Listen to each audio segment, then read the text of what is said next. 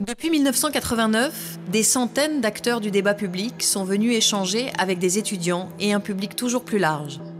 Année après année, tous ceux qui ont participé à la Cité de la Réussite ont modestement essayé d'apporter leur pierre au débat citoyen.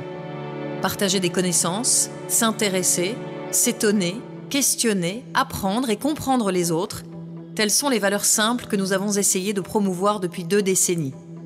De la philosophie à l'être, de l'économie au développement durable, des fondements et de l'équilibre de nos sociétés, le partage est au cœur de ce qui fonde, construit et fait grandir l'humanité.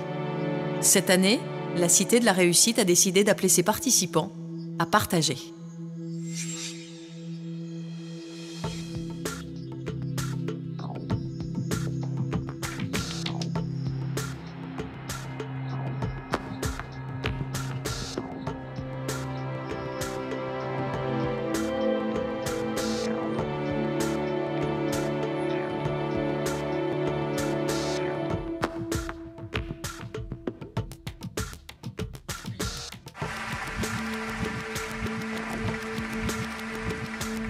Et bâtir quelque chose ensemble. On est engagé parce que vivre, c'est choisir. Ça veut dire prendre des risques. La réussite ou le succès, c'est une succession d'échecs qu'on surmonte, qu'on contourne. Il faut apprendre à apprendre. J'ai un rêve d'élever l'humanité par la danse. Quelle est l'œuvre d'art qui a pu transformer les gens autant que, je ne sais pas quoi, les 35 heures ou la retraite? Si ce n'était plus la solution McDonald's qui triomphait. Manger la même chose, penser la même chose dans tous les domaines, ça c'est le contraire de la cohésion. Cette mondialisation est au contraire une grande source de diversité. Je crois aux intelligences collectives. Je pense qu'on manque plutôt de tolérance, souvent. On peut respecter quelqu'un qu'on n'aime pas, on ne peut pas aimer quelqu'un qu'on ne respecte pas. La France doit comprendre qu'elle est multiple et que la différence est une chance. Chacun sait qu'il constitue un maillon et que si ce maillon faiblit, tout s'écroule. La lâcheté générale à l'égard de la responsabilité politique. Mais l'idée, c'est d'installer que les hommes politiques sont complètement déconnectés des réalités. Il faut qu'il y ait un lien intime entre moi, l'homme, qui veut être européen, et toutes les institutions européennes. Nous sommes entrés dans un nouveau siècle, et déjà, il est en danger. Je crois qu'il y a, je ne sais pas si c'est une fracture ou un moment historique où tout a changé. C'est vertigineux, nous avons même le pouvoir de tout faire sauter, de tout détruire. L'expérience, c'est une lanterne qu'on a dans le dos et qui éclaire le chemin parcouru. L'avenir va être absolument passionnant.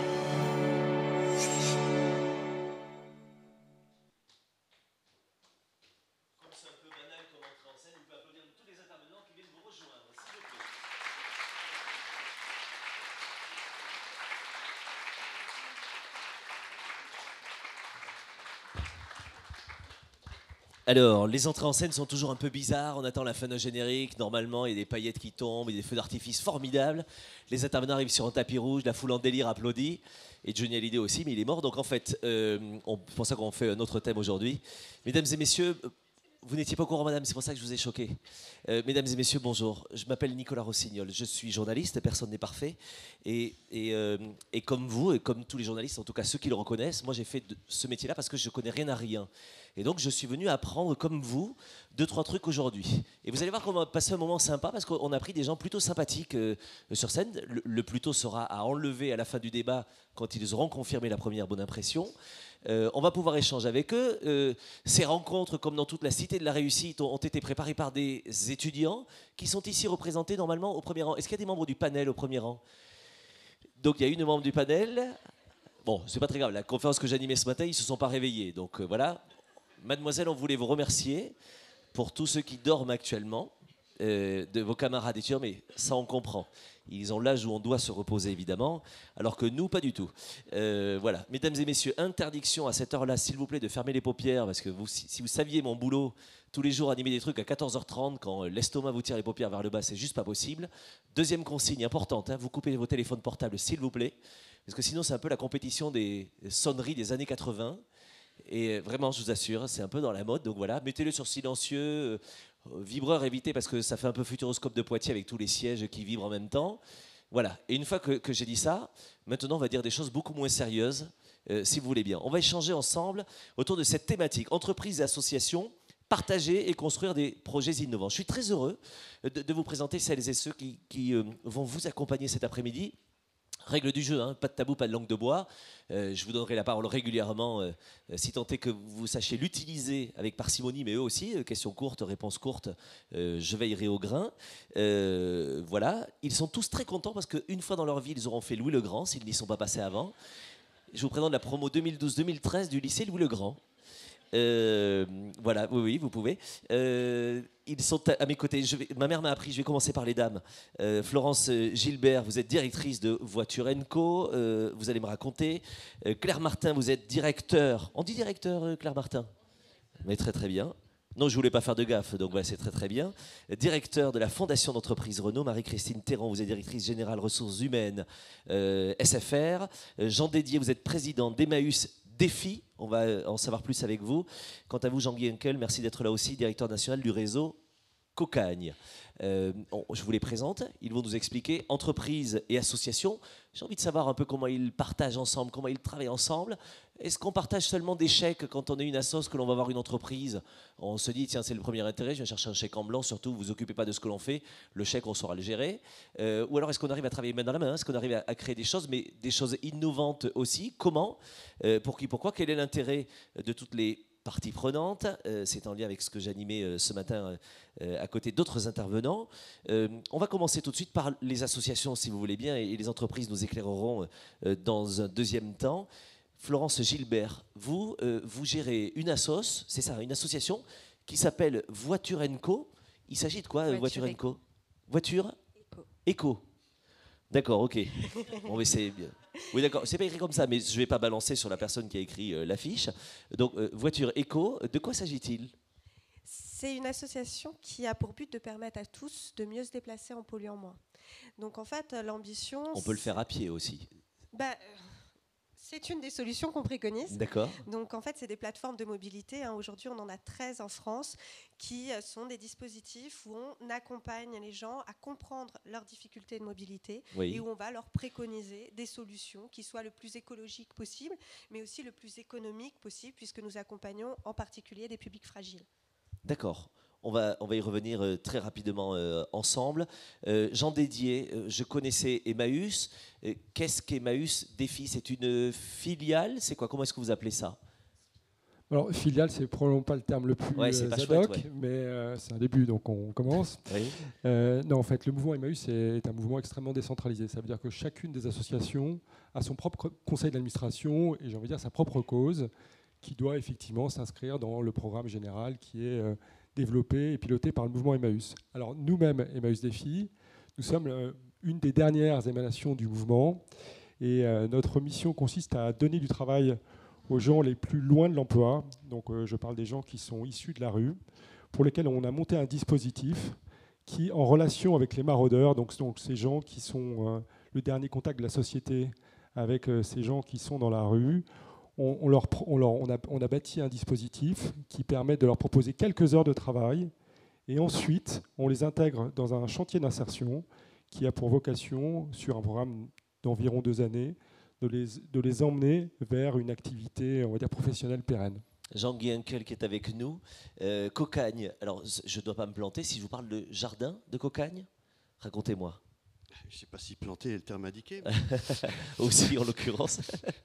Oui, c'est ça, c'est Jardin de Cocagne. Donc des dispositifs, là aussi, en atelier et chantier d'insertion, qui permettent à des hommes et des femmes à peu près sur tout le territoire, puisqu'il y en a 120 exploitations et qu'on en monte à peu près 10 à 12 par an, ça représente à peu près 5000 personnes, Donc le principe, c'est les 3 piliers du développement durable revendiqués depuis le début des années 90. Une activité économique à travers la production et la distribution de paniers de légumes bio à des adhérents consommateurs.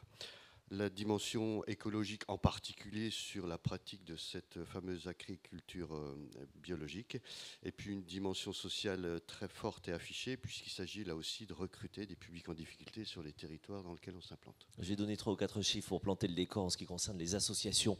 Permettez-moi de lire mes fiches à ce sujet-là. Je ne connais pas le domaine par cœur, vous imaginez.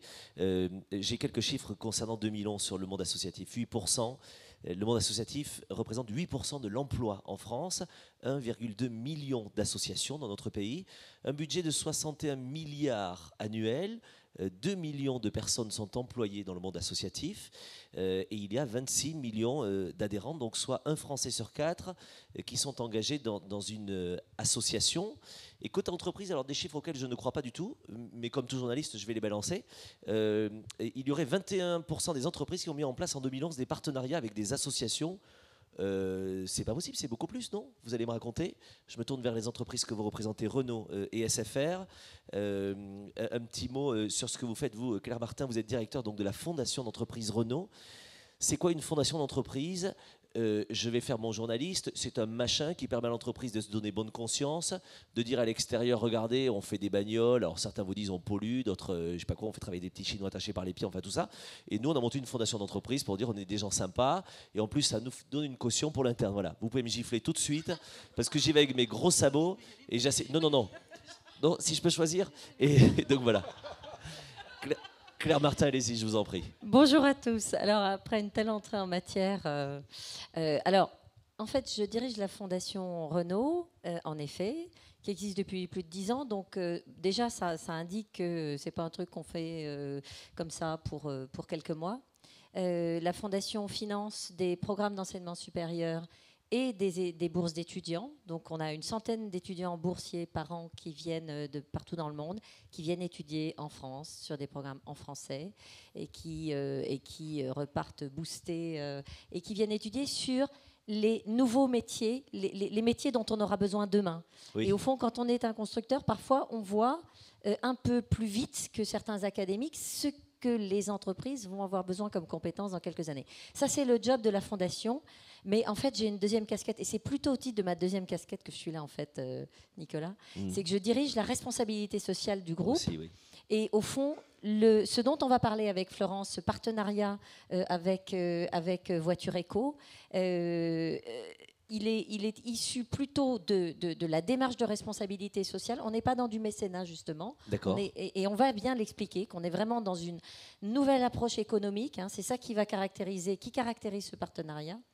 Et alors, dans la responsabilité sociale de Renault, il y a 4 grands piliers. Il y a l'éducation, j'en ai déjà parlé.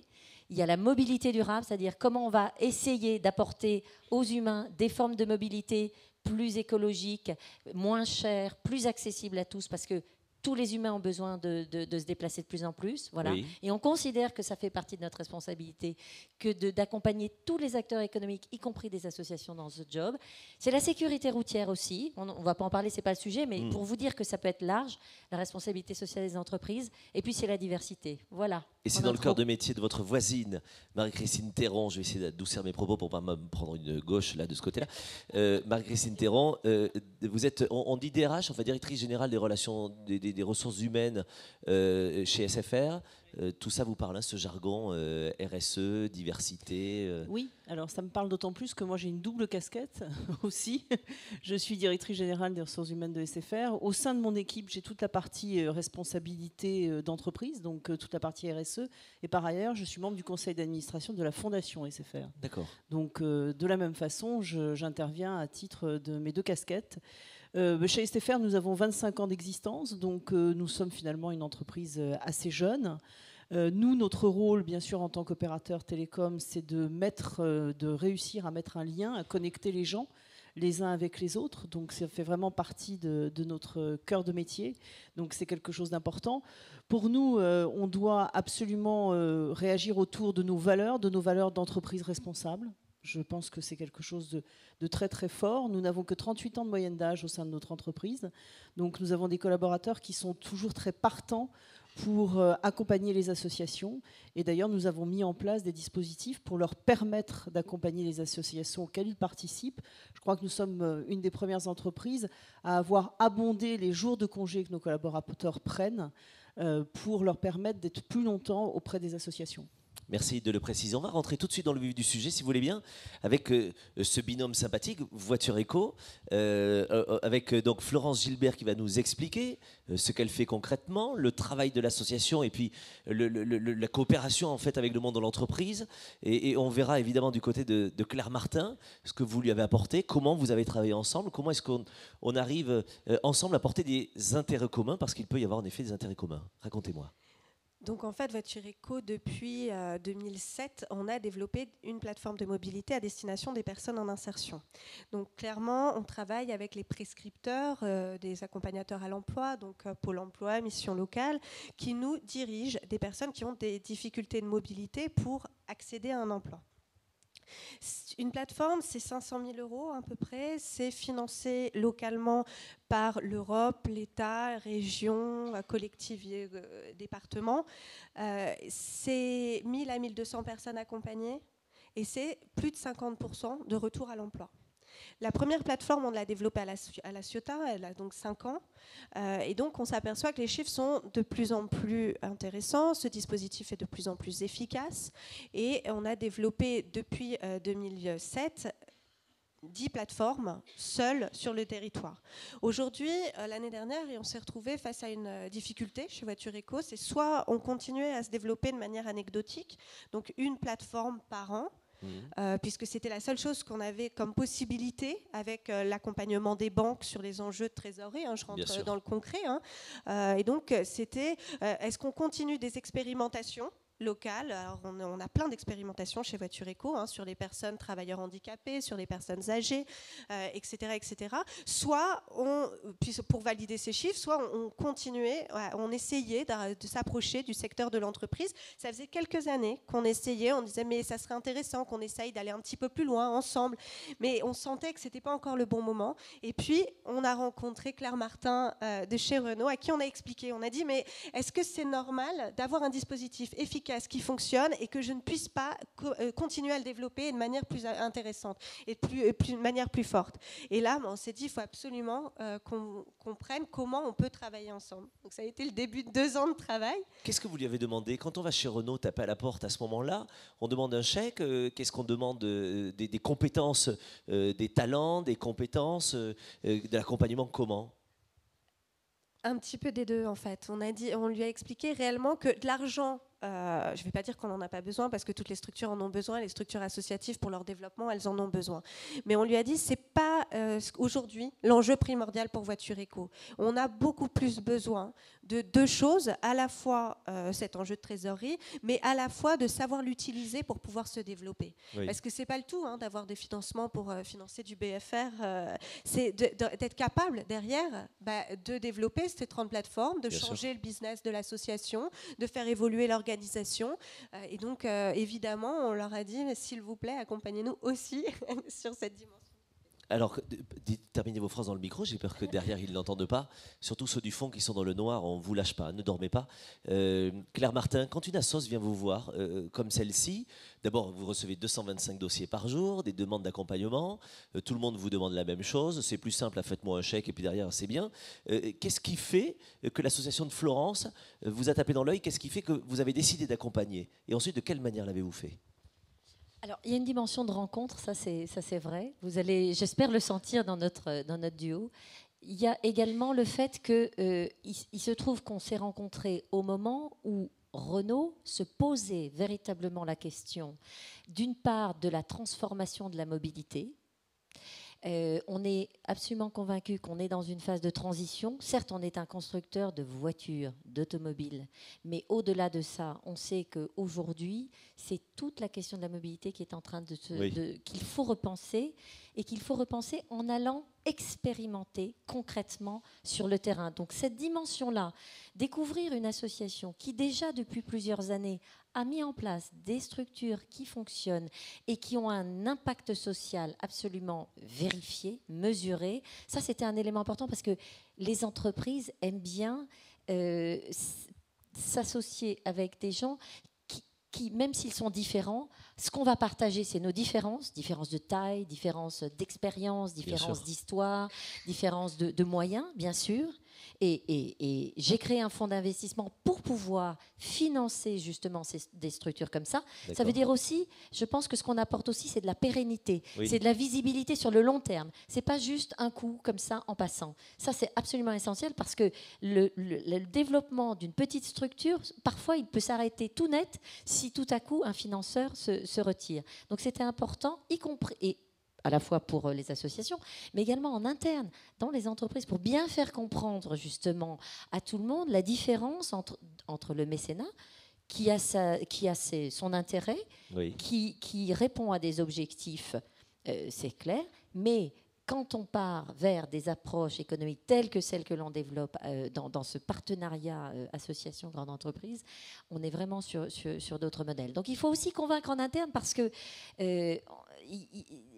peut-être que des salariés sont acteurs, sont actifs dans des associations, mais ce n'est pas toujours dans des associations qui, en plus, se rapprochent du cœur de métier. Donc, l'autre élément qui est essentiel par rapport à votre question, c'est que quand il se trouve qu'on est dans cette réflexion-là et qu'on voit un acteur qui a expérimenté des choses, alors effectivement, on sait qu'on va partager au moins une approche concrète du sujet.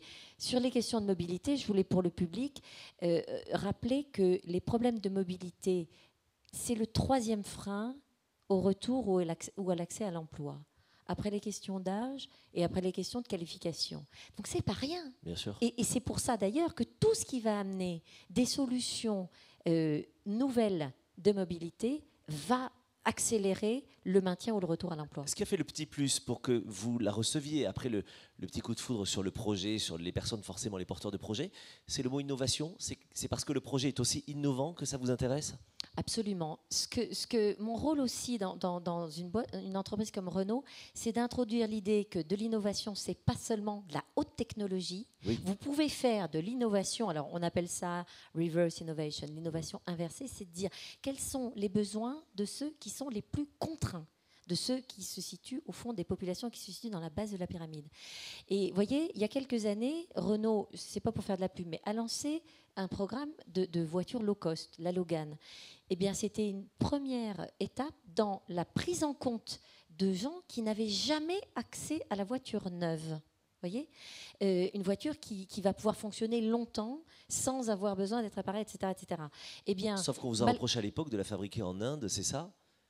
Alors, on nous le reproche, mais en même temps, pour avoir ces prix offerts au public, eh bien, il y a dans la structure de coûts des entreprises comme les nôtres, il y a la nécessité d'aller produire dans des pays à coût de main-d'œuvre moins élevé. Même si ça représente 15% du prix total, ça pèse quand même. Et un écart de 15%, eh bien, 15% de plus ou de moins sur le prix d'une voiture, eh bien, ça peut faire des gens qui accèdent à une voiture neuve ou pas.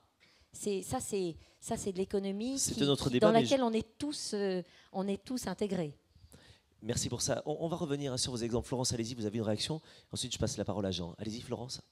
On en reparlera tout à l'heure, mais avec notre rencontre, on a été encore plus loin, puisqu'on a travaillé ensemble à co-construire un produit pour les personnes en insertion et au retour à l'emploi. Et donc, on a travaillé avec les garages Renault à les faire devenir des garages Renault solidaires pour les volontaires. Qu'est-ce que vous avez fait concrètement ? Concrètement, aujourd'hui, on avait une difficulté supplémentaire chez Voiture Éco, c'est qu'il y avait 90% des personnes qui sortaient du dispositif en étant mobiles, autonomes dans leur mobilité. Il y avait 10% des personnes pour qui on n'avait aucune solution. C'était soit ils avaient besoin d'acheter une voiture, soit un véhicule qui était en réparation et qui ne pouvait pas payer la réparation. Et donc, on s'est retrouvé dans cette difficulté de se dire il y a 10% des gens pour qui on ne peut rien faire. Et donc, très rapidement, on s'est dit mais est-ce qu'on pourrait imaginer co-construire, aller encore plus loin ensemble ? Et donc, on a travaillé sur des garages Renault solidaires qui acceptent de recevoir les personnes prescrites par Voiture Éco pour avoir des réparations à prix coûtant. Et on est en train de développer aussi un dispositif de leasing social pour permettre de louer et acheter les véhicules sur de longue durée. On voit la co-construction entre entreprises et associations. Jean Dédier, Vous êtes donc à la tête d'Emmaüs Défi. Racontez-nous un peu ce travail que vous avez, et vous avec les entreprises justement, parce que vous accompagnez notamment vers le retour à l'emploi, vers toutes ces questions de réinsertion dont on parle là. Racontez-nous votre vie quotidienne avec les entreprises, certainement, les contacts que vous avez. Alors d'abord, peut-être expliquer que pour nous, le lien avec l'entreprise, quand on traite de la grande exclusion, n'est pas forcément évident. Oui. Et dans ce qu'on a bâti avec SFR, en fait, l'idée est une idée qui est venue de manière assez progressive. D'abord parce que SFR est arrivé d'abord chez nous comme mécène. D'accord. J'ai même des collaborateurs indépendants qui étaient des bénévoles chez nous. Et puis en fait, ça, c'est une histoire qui s'est construite avec le temps. Et notamment ensuite une rencontre avec Martin Hirsch et Mohamed Younous sur tous ces sujets de social business. En gros, c'est ce qui est un peu décrit ici, même si après, il y a des théories qui sont très précises sur les sujets, on ne va pas rentrer là-dedans. Mais donc nous, on s'est dit qu'il faut absolument qu'on fasse quelque chose pour effectivement essayer d'intégrer l'entreprise qui est quand même, on va dire, le dernier, qui est un peu la cible finale pour les gens que l'on fait travailler. Et la téléphonie est venue extrêmement rapidement comme la réflexion la plus évidente pour nous, tout simplement parce que les gens qui vivent dans la rue, le téléphone est pour eux aussi important que pour moi, pour vous tous. C'est tout simplement parfois leur dernière adresse. Et donc, en fait, les mécanismes de marché font que l'accès à la téléphonie n'est pas toujours évident pour ces personnes-là, notamment l'accès aux offres classiques que vous connaissez, d'abonnements, etc., qui nécessitent notamment une bancarisation. Et donc, nous sommes allés interpeller le président de SFR en lui expliquant tout simplement la quote-part que pouvait représenter et j'aimerais dire le caractère indispensable, même l'urgence qu'il y a autour de la sujet de la téléphonie, des télécommunications, pour ces personnes finalement auxquelles on ne pense pas forcément sur ce type de solution-là. Et en fait, on a eu un écho extrêmement positif, je dois dire. Et SFR nous a tout d'abord aidé à bâtir une offre. C'est-à-dire que pour ces gens-là, on peut se demander. Enfin, d'abord, ces gens-là ne sont pas du tout monolithiques. Quand vous êtes une femme seule d'origine africaine et que votre télécommunication, c'est le lien avec votre famille qui habite à des milliers de kilomètres, d'abord, les coûts peuvent être extrêmement importants. Et ce n'est pas du tout la même chose qu'un jeune garçon qui a eu des problèmes scolaires et qui du coup, pour lesquels l'accès à l'emploi est un peu plus difficile. Mais pour lui, il est quand même dans une problématique où il va avoir besoin plutôt de réactivité pour dialoguer, surtout dans un premier temps avec des agences intérimaires dont on sait finalement votre réactivité est peut-être votre première chance de succès. Donc ensemble, on a commencé à bâtir un programme justement pour ces publics précaires, donc SDF, et puis aussi des gens en problématique de surendettement. Et la collaboration avec SFR a d'abord été sur la compréhension du métier. Je ne sais pas si vous vous amusez à lire vos factures téléphoniques, mais il y a beaucoup de métiers, beaucoup de compétences, beaucoup de technologies derrière tout ça. Et donc SFR nous a d'abord aidés à comprendre ce métier-là. Et puis nous, derrière... Oui, parce que pour nous, c'est illisible, les factures téléphoniques. Donc, oui, c'est facile. Je ne voulais surtout pas critiquer aussi, mon partenaire qui fait beaucoup d'efforts, mais c'est vrai que c'est compliqué. Donc nous, nous, on sait très bien faire dans ce programme-là, c'est effectivement bâtir le lien avec les travailleurs sociaux. Donc ce que l'on a fait, nous sommes allés voir la mairie de Paris, pour lesquels au début c'était loin d'être évident de se dire on va travailler avec un opérateur et une association pour bâtir un programme qui va être coporté par nos propres ressources. Donc il y a eu tout un travail de conviction qui a été fait, d'expliquer effectivement la valeur des télécommunications pour ces gens-là. Et ça a été le vecteur qui nous a permis de franchir la porte. Et on a co-construit, aussi bien avec les travailleurs sociaux de la ville de Paris, plus un certain nombre d'associations, un programme qui repose sur 2 volets. Une offre d'accompagnement, c'est-à-dire qu'il s'agit d'expliquer à ces gens-là comment bien consommer, quel usage ils peuvent faire et surtout quel levier leur proposent les télécommunications. Et puis à côté de ça, effectivement, on bénéficie de cartes prépayées à un coût, on va dire, extrêmement préférentiel. Alors c'est ce qu'on veut savoir concrètement, c'est combien, c'est quoi enfin voilà, c'est prix coûtant. Racontez-nous ce que vous avez fait à SFR avant qu'elle se justifie. Alors, ce qu'a fait SFR, c'est très bien. Et donc ils nous donnent un certain nombre un volume de cartes prépayées qui nous permet d'alimenter dans une première phase qui a été une phase de pilote. Hein. On Oui. ne se lance pas dans des programmes comme ça en se disant on va arroser le marché. On peut comprendre qu'une entreprise a aussi des soucis de réguler ses propres marchés, de cannibalisation, etc. Donc on a essayé de prendre le temps de penser le problème. Donc ils nous donnent des cartes prépayées, ils nous forment et ensuite ils assurent un mécénat dans la durée. Ça veut dire que tout simplement, vous avez des collaborateurs des SFR par des dispositifs que exposera probablement Marie-Christine, Oui. qui sont extrêmement innovants, qui viennent dans la semaine tenir des permanences. Donc ils sont ce lieu où on accueille non pas des gens dans un parcours client qui est, on va dire, de 7 ou 10, 15 minutes, comme c'est le cas quand vous allez vous-même chez un opérateur, mais qui sont dans une première réunion d'1 heure à 2 heures. Donc il y a un vrai partage sur lequel, d'abord, on a une fiche qui nous est présentée sur les problématiques de la personne par les services sociaux, par les travailleurs sociaux. Oui. Et ensuite, on essaie de réfléchir avec eux pour les emmener vers quelque chose de meilleur au travers de ces technologies. Je vais vous poser une question basique, et je vais demander à Marie-Christine évidemment son avis maintenant, mais juste une question basique. Est-ce que ça veut dire que vous leur apprenez en fait à téléphoner, une gestion de temps que l'on n'a peut-être plus quand on est sorti de parcours classique? Est-ce que c'est la gestion d'un forfait, la gestion de téléphone, l'utilisation aussi pour pouvoir se réinsérer? Vous leur apprenez ces choses-là basiques? Oui, ce sont des choses basiques. En fait, ce sont des choses basiques et parfois des choses complexes. C'est-à-dire que quand vous êtes avec quelqu'un qui est dans une situation de surendettement, et donc qui peut être dans une relation quasi conflictuelle avec un opérateur, oui. Il faut l'aider à trouver des solutions pour s'en sortir. Et la bonne nouvelle, c'est que ce travail-là de médiation a autant de valeur pour l'opérateur. Bien sûr. Parce que quand vous êtes une entreprise privée, vous avez très peu de capacité à connaître les problématiques des travailleurs pauvres. Enfin, pas ce que je dis des travailleurs pauvres, des personnes très précaires. Tout simplement, les procédures classiques qui sont faites pour la masse ne sont pas adaptées pour ces gens-là. Donc, on fait tout un travail de médiation qui permet de régler des conflits et d'ailleurs trouver des solutions qui vont sur des choses comme l'échelonnement de paiement pour ces gens-là. Voilà, enfin, donc c'est tout ce travail qui va depuis effectivement la pédagogie de trouver le meilleur usage, qui va aussi évidemment de se dire, voilà, il y a à l'intérieur de la téléphonie un certain nombre de contenus, un certain nombre d'offres qui vous permettent un accès privilégié à un certain nombre de services.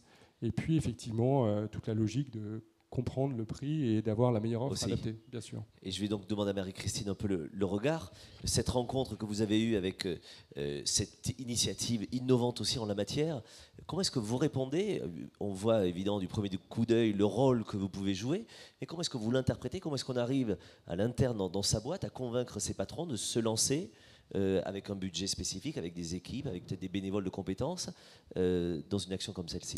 C'est très facile parce que je pense que ça fait partie vraiment de la culture de notre entreprise. Oui. Donc en fait, comme le disait Jean tout à l'heure, on a commencé par des opérations ponctuelles avec Emmaüs Défi au moment de Noël.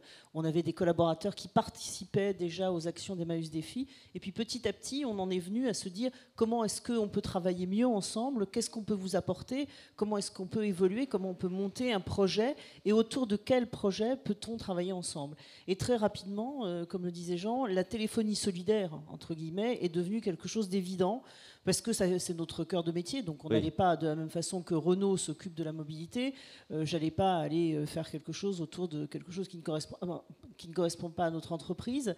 Et vraiment, on a travaillé ce projet ensemble, petit à petit. Alors maintenant, le projet existe depuis 2009, donc ça fait quelques années. On a quelques années de recul. Ça se passe bien. On va essayer de vraiment faire évoluer ce projet qui, pour le moment, est localisé sur Paris à l'ensemble de la France, parce que c'est quelque chose d'important.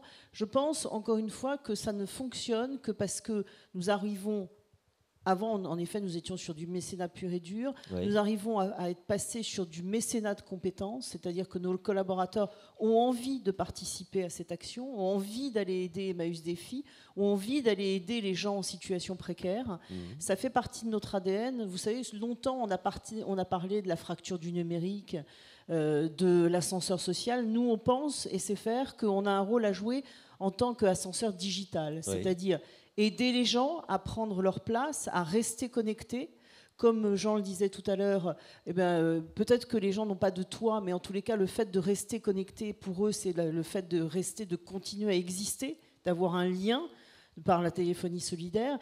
Et donc, c'est autour de toutes ces notions que nous avons travaillé ensemble pour vraiment créer quelque chose qui qui soient très pragmatiques, qui correspondent à une attente, qui correspondent à un besoin des gens. Et nous, notre rôle d'entreprise, c'est finalement d'aider les gens à monter la première marche, c'est-à-dire de mettre à disposition du matériel, oui. Et puis de laisser finalement au tiers secteur, comme j'ai vu qu'il y avait beaucoup de questions autour du tiers secteur, de laisser au tiers secteur le fait de prendre en main le projet après pour faire la pédagogie, qui n'est pas forcément notre métier, même si nous permettons à nos collaborateurs d'être dans le mécénat de compétences, et aussi de nous permettre d'avoir un contact avec la mairie de Paris en l'occurrence, mais avec les pouvoirs publics, ce qui n'est pas toujours non plus évident. Et il n'y a qu'en étant finalement le secteur marchand, le secteur des associations au tiers secteur et le secteur public que nous arrivons à faire quelque chose qui fonctionne et surtout qui soit pérenne. Bien sûr. Parce qu'il serait vraiment terriblement dommage que ça s'arrête du jour au lendemain au bout de 6 mois. Et comme le disait Claire Martin, en effet, d'accompagner, de ne pas laisser tomber du jour au lendemain. Merci pour cet éclairage, Jean-Guy Henkel. Vous êtes, vous, à la tête de ce réseau de jardins solidaires, les jardins de Cocagne, c'est ça. Vous avez un slogan, c'est « Ensemble, cultivons la solidarité ». C'est quoi votre quotidien, en fait ? Vous accompagnez les gens à travers le jardinage, à travers la culture, pour faciliter leur réinsertion, c'est ça? Oui, un mouvement que j'ai connu dès les années 70, oui. Qui a consisté à ce que des travailleurs sociaux fatigués de ne plus pouvoir intervenir dans les quartiers, fatigués de ne plus pouvoir intervenir dans les centres d'hébergement, parce que les gens ne trouvaient plus de solution. Oui. Se sont dit, en n'y connaissant rien du tout, on va créer des entreprises puisque les entreprises n'en veulent pas. Et donc, en fait, voilà, c'est parti, on est parti comme ça. Et donc, chemin faisant, 15 ou 20 ans après, la situation de nos sociétés ne s'arrangeant pas, de plus en plus de chômeurs, de plus en plus d'exclus, de difficiles. En l'occurrence, pour une raison tout à fait locale et franc-comtoise, parce que je suis issu de cette région oubliée des dieux, là-bas, oui. la Suisse. Hein. Et il y avait des agriculteurs en difficulté, qui étaient des nouvelles formes de pauvreté qui apparaissaient. Et on a eu l'idée d'associer une démarche agricole et une démarche d'insertion. D'où l'idée de monter ces exploitations maraîchères en circuit court. Voilà. Alors racontez-nous, ça se passe comment? De quoi s'agit-il? Donnez-nous un exemple.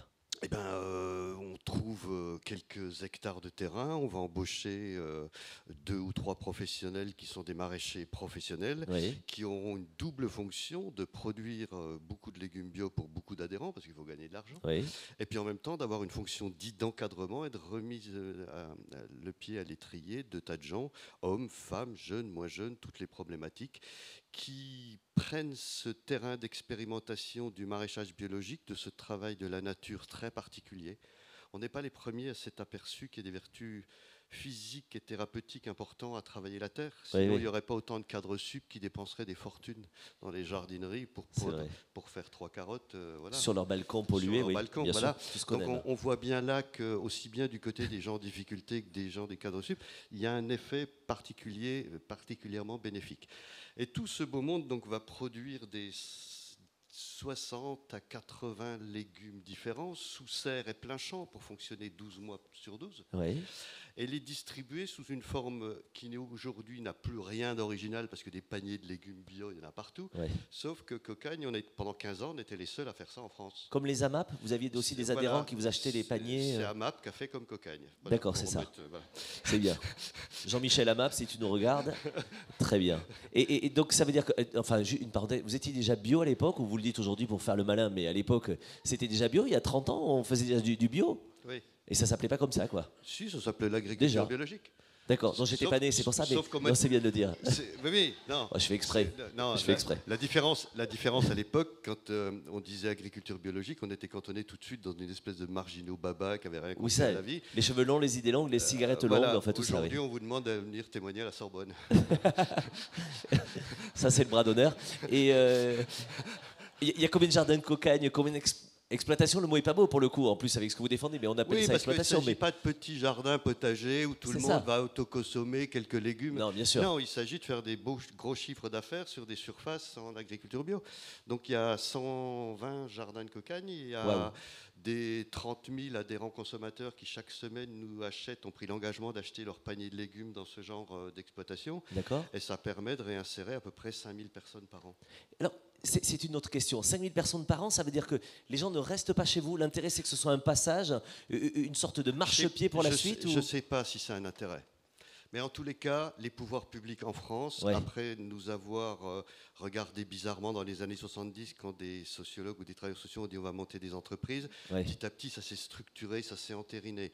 Donc effectivement, ils ont dit on va donner. Mais le problème, je ne devrais pas dire ça au lycée Louis le Grand, parce que j'étais foutu à la porte de tous les lycées, moi. Donc je suis un très très mauvais élève. Vous inquiétez pas, Louis le Grand n'est pas là non plus, donc on peut dire. Pour gérer l'exclusion, pour gérer les publics en difficulté, je dis souvent, il ne faut pas prendre que des énarques, il faut aussi prendre des gens qui ont vécu dans leur chair ce que c'est d'être fichu à la porte d'un lycée.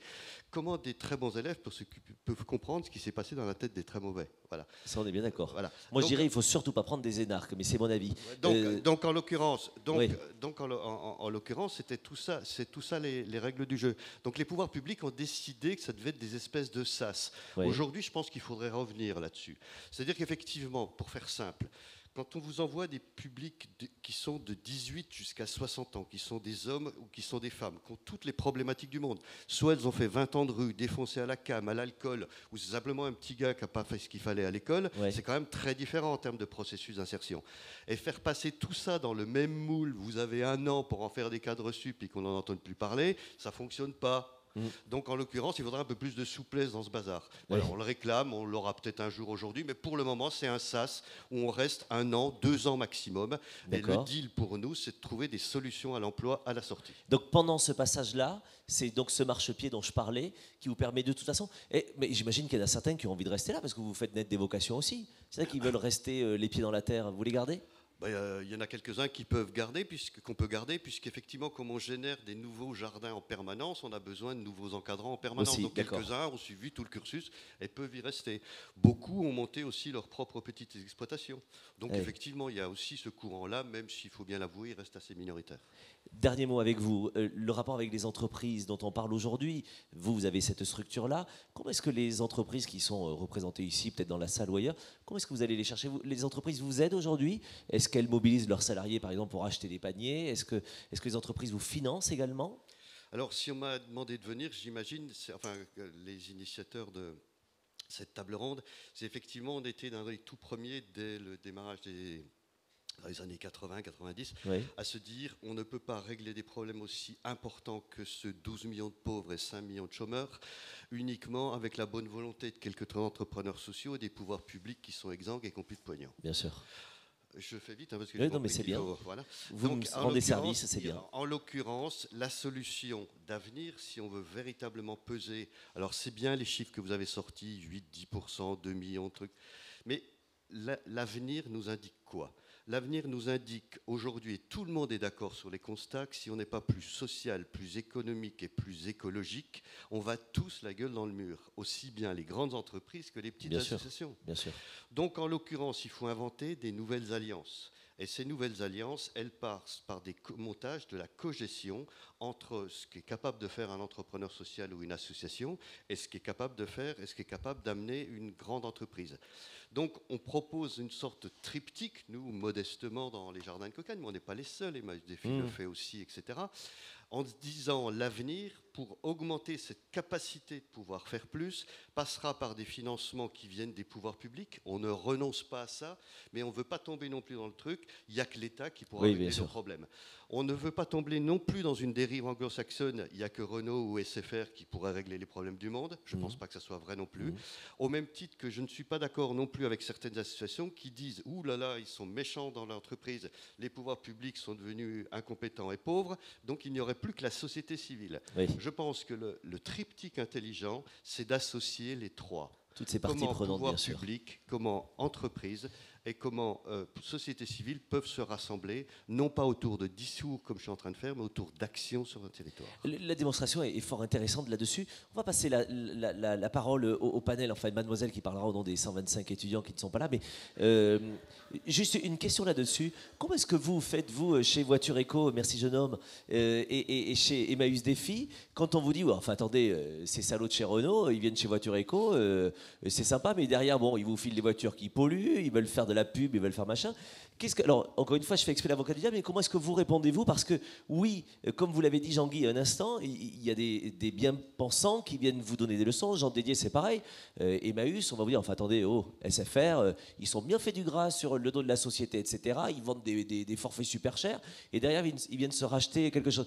Comment est-ce que vous répondez à ça? Et comment est-ce qu'on assume, j'allais dire, pour aller plus loin dans ce que vous disiez, comment est-ce qu'on assume tout d'un coup, ben oui, d'avoir un logo, une marque, une entreprise qui vous accompagne en coproduisant ensemble des solutions innovantes?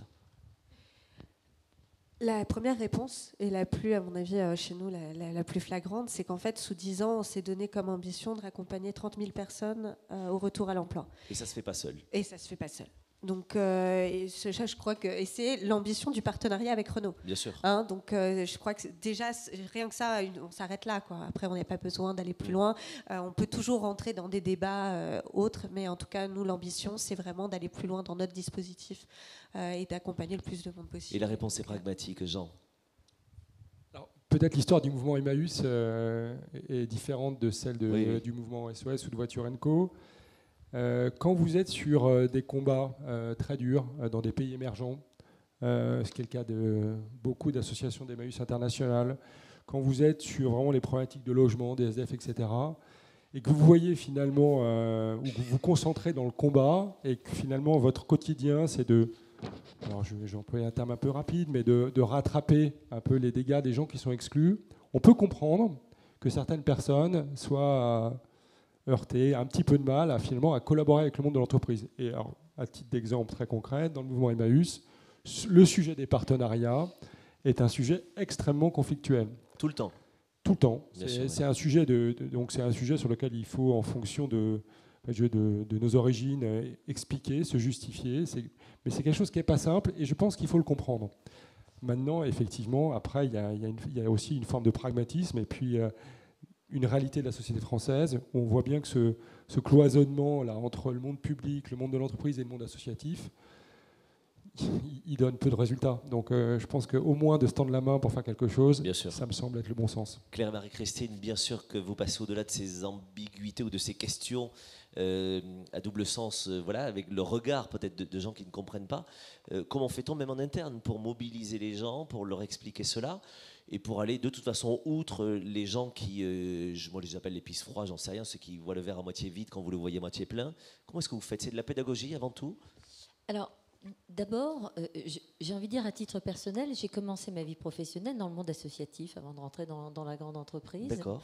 On n'est pas même pris chacun individuellement, ni complètement d'un côté, ni complètement de l'autre. Oui. Deuxièmement, moi je crois beaucoup à la vertu de quand on est très différent, on a forcément des choses à apprendre. Bien sûr. Et des choses à inventer. On sent qu'on est dans un monde où de toute façon il va falloir qu'on réinvente des quantités de choses.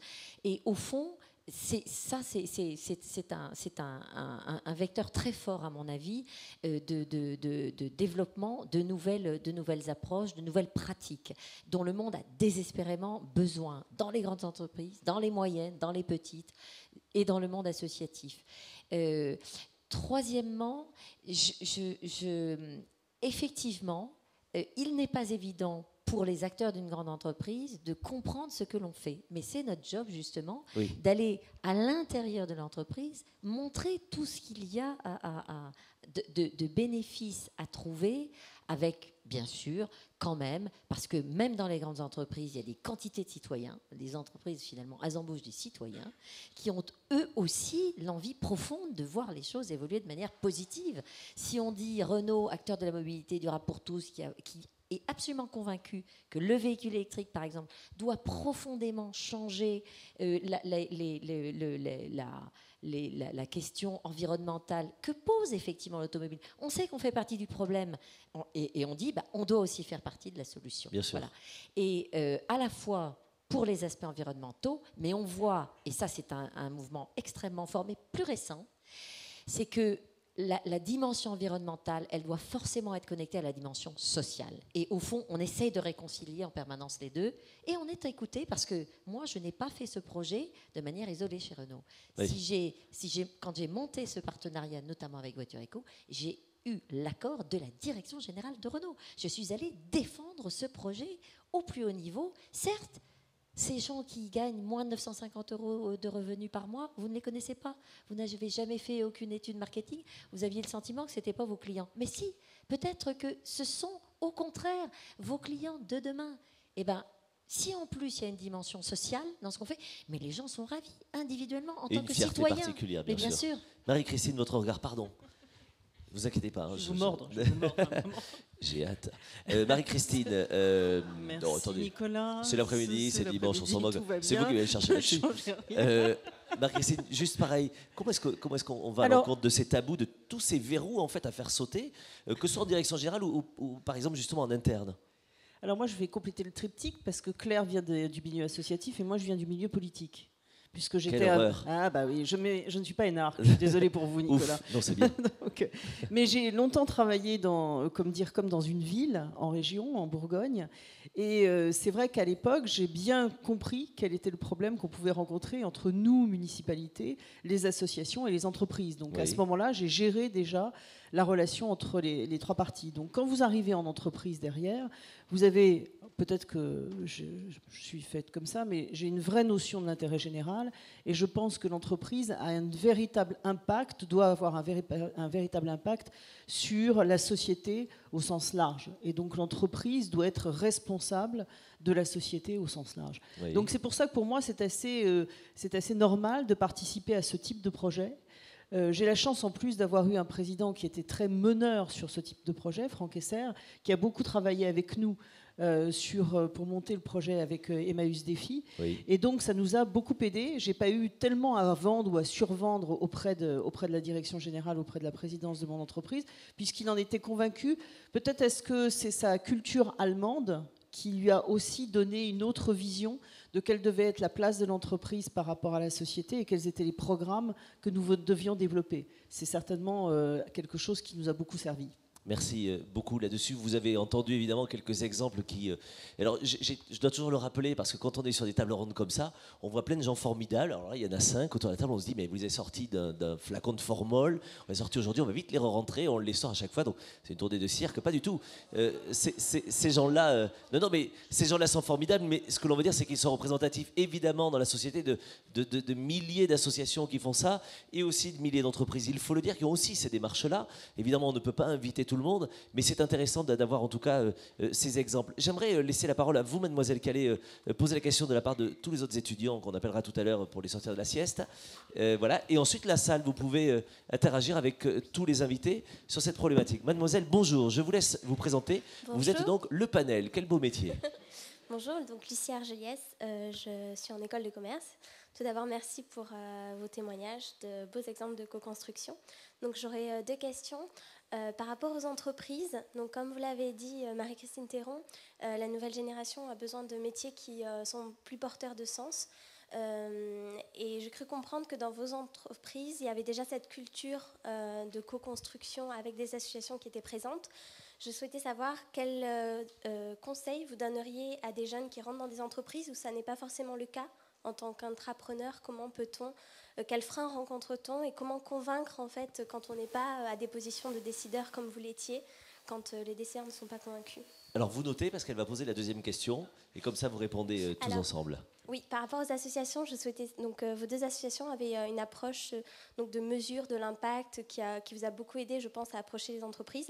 Je souhaitais savoir si cette démarche vous l'avez fait tout seul ou s'il existe des structures pour vous aider à justement convaincre, avoir adopté le même langage que les entreprises et aider à se rapprocher de ce monde et à convaincre les entreprises du bien fondé de votre démarche. Mais il est vachement bien notre panel. Merci mademoiselle. Non mais c'est bien, heureusement qu'ils ne sont pas venus, on n'aurait pas eu le temps, donc vous avez 3 heures chacun pour répondre à ces questions du sujet du bac l'année prochaine. Marie-Christine Théron, la première question était pour vous, madame, monsieur, juste après, allez-y. Alors c'est vrai que maintenant, depuis peu de temps, nous avons à gérer dans nos entreprises 3 générations. C'est tout à fait nouveau avec l'allongement de la vie. Et oui, maintenant on gère 3 générations et notamment les générations Y et bientôt celles qui suivent. Et c'est vrai que c'est une complexité pour nous parce que les générations n'ont pas les mêmes attentes. Donc il faut qu'on corresponde aux attentes de ces différentes générations de collaborateurs.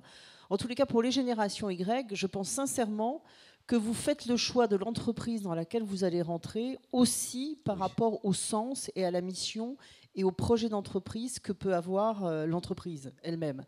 Pas uniquement par rapport aux produits, pas uniquement par rapport à votre future carrière, mais aussi avec tout ce que vous pouvez lire sur nos sites internet, sur notre web, sur quels sont les engagements de l'entreprise vis-à-vis de la société civile. Donc je pense que vous-même, vous faites un choix, et une fois que vous êtes dans l'entreprise, je pense qu'après, vous allez soit vers les ressources humaines, voir comment vous pouvez trouver quelque chose qui donne plus de sens à votre métier au quotidien, soit vers les directions de la RSE, parce que généralement, on a maintenant quelqu'un qui s'occupe de RSE au sein de nos équipes, et donc là, vous devez pouvoir trouver un projet qui correspond à vos attentes. Et on peut être force de proposition au sein d'une entreprise. Beaucoup d'entreprises ont lancé des trophées internes portés par les salariés sur les associations qu'ils défendent, et vous êtes aussi à l'écoute de ça. Claire Martin, une réponse aussi? Alors, d'abord, c'est quand même relativement récent, il faut être honnête, c'est relativement récent, ces travaux en co-construction entre les entreprises et les associations, mais il est évident que ça se fait notamment sous l'impulsion des jeunes qui entrent dans nos entreprises, qui prennent la parole, et j'ai envie d'ailleurs de donner la parole à l'un d'entre eux que j'ai remarqué dans la salle. Larbi, est-ce que tu veux prendre la parole? Il va te répondre. Et juste vous avant, êtes grillé, mon pote, parce qu'il ne fallait pas venir. Non, parce la patronne vous a gaulé dans la salle. Hein. Il sait bien. Non, je ne suis pas sa patronne. Justement, c'est des jeunes dans tous les métiers. C'est ça qui est intéressant. Et grâce notamment à la mise en place des réseaux sociaux, parce que ça c'est un phénomène bien sûr qui est très lié à cette génération, ces nouvelles technologies et ces réseaux sociaux qui ont été amenés notamment sous l'impulsion de ces nouvelles générations. Et Larbi est un bon exemple, je t'ai repéré, c'est pour ça que je me permets de te solliciter pour compléter ma réponse. Monsieur, présentez-vous et pourquoi est-ce qu'elle a balancé comme ça? Racontez-nous. Alors je vais vous raconter. Non, toute bienveillance. Bien sûr, présentez-vous s'il vous plaît. Bonjour, alors moi je suis ingénieur chez Renault dans le projet véhicule électrique. J'ai une formation très technique et en parallèle de mes études, je me suis beaucoup investi dans le monde associatif, notamment pour œuvrer à la diversité et à l'intégration des jeunes issus des milieux défavorisés dans les entreprises. Et donc depuis 2 ans, je me suis concentré sur mes tâches qui étaient les miennes, à savoir développer le véhicule électrique pour tous et pour l'entreprise Renault. Et au fur et à mesure de ces 2 années, j'ai pu découvrir et appréhender sur le terrain les valeurs de l'entreprise. Au bout de 2 ans, j'ai contacté Claire Martin par mail en lui disant désormais, je pense que je suis suffisamment mûr et en phase avec l'entreprise dans laquelle je suis pour contribuer à la RSE et être force de proposition. Et j'ai eu une réponse dans le quart d'heure. C'est impressionnant parce qu'elle est quand même hiérarchiquement très, très au-dessus de moi. Non, et avoir vous parlez des étages et de l'ascenseur, juste. Non, mais avoir ce retour rapide de la directrice de la RSE, c'est quand même, je pense, une certaine fierté d'appartenir à un groupe qui va aller de l'avant, qui n'utilise pas justement ce prétexte de la RSE pour simplement se donner bonne conscience, mais pour faire avancer les choses. Et quand on m'a présenté les différents projets, alors que j'étais axé diversité, je pense que le projet Voiture Éco et toute la dimension qu'il y a derrière était bien sûr très plaisant, parce que très concret. Et vous avez partagé le projet Voiture Éco? Vous êtes dans quel projet? Moi, je n'ai pas encore eu la chance de rencontrer Florence, mais je rencontre les interlocuteurs qu'elle connaît sûrement, Florent, Gilles, François, et j'essaye d'apporter une dimension technique pour, derrière, faire de Voiture Éco quelque chose de mondial et d'aider à exporter la mobilité. Donc, Florence n'était pas au courant. On ne dit rien. Alors, voilà, Florence. Non, mais voilà, c'est mondial, c'était racheté à travers le monde. On prend des idées, on voit comment on peut aider nos prochains ici autour de nous, mais le monde est large et pour certains, la mobilité en France avec une plateforme de voitures n'est peut-être pas on ne peut pas exporter nos modèles comme ça, donc on essaye de réfléchir à comment s'exporter à l'international. Mais en tout cas, c'est vrai que les entreprises qui défendent la RSE, souvent, sont disposées et ouvertes à toute contribution, quelle qu'elle soit. Écoutez, merci en tout cas d'avoir mis le bazar chez Voiture & Co. Non, c'est très bien, Larbi. Merci beaucoup. Je n'oublie pas que mademoiselle et les 122 étudiants ont posé une deuxième question qui vous concerne, Jean et Florence. Je vous laisse vous en rappeler et y répondre. Alors, la question, si j'ai bien compris, c'était est-ce qu'on a besoin de conseils pour aller dialoguer avec le monde de l'entreprise? J'ai envie de casser un tabou. Les associations ont changé, se sont professionnalisées et on a beaucoup de jeunes diplômés, voire de cadres confirmés, qui ont quitté l'entreprise et qui sont venus nous rejoindre. À titre d'exemple, chez Emmaüs Défi, On a 25 encadrants qui font travailler donc, la centaine de salariés en insertion qu'on a. On a, alors peut-être une chance unique, mais on a, je ne sais pas si c'est unique d'ailleurs, parce qu'il ne faut pas non plus voir dans les grandes écoles une vertu particulière, mais on a par exemple 4 jeunes diplômés d'HEC. Et puis après, dans les dirigeants, il y a le directeur d'Emmaüs Défi et quelqu'un qui travaillait avant, qui était grand compte chez un grand éditeur de logiciels. Donc son métier, c'était de vendre des choses très compliquées aux entreprises. Et je ne pense pas qu'on soit un cas à part. En fait, le monde associatif a quand même largement évolué. Il y a beaucoup de jeunes diplômés qui s'y intéressent, ils ont raison. Et on peut éventuellement chercher des conseils. D'ailleurs, il faut le savoir, c'est que ces métiers-là sont en train de se structurer. Et notamment le monde de l'entreprise et un certain nombre de politiques ont créé des cellules d'incubation, l'IMS, l'Action Tank qui est porté par HEC. Enfin bref, donc il existe aujourd'hui en plus des cellules qui ont pour vocation d'incuber ces projets-là et de nous mettre en relation et peut-être parfois nous apprendre à travailler mieux ensemble. Le rameau, vous nous avez permis également de nous rencontrer. Je crois que vous avez parlé aussi du retour sur investissement. Donc effectivement, nous, on a travaillé sur notre retour sur investissement. Au départ, pas spécifiquement pour parler avec les entreprises, mais pour parler aux collectivités. Parce que les collectivités, aujourd'hui, réduisent leur budget. Et donc, c'est intéressant aussi d'aller voir une collectivité et de lui dire, OK, c'est peut-être pas votre ligne budgétaire, mais moi, quand vous investissez 1 euro chez moi, il y a 6 euros qu'on ressort d'économie pour les collectivités. Oui. Donc oui, on l'a travaillé, mais on l'a travaillé pas avec un cabinet ou qui que ce soit, mais plus avec nos partenaires. Parce que bon, c'est vrai que c'est assez compliqué de pouvoir définir toutes les parties prenantes autour d'une entreprise, comme une association.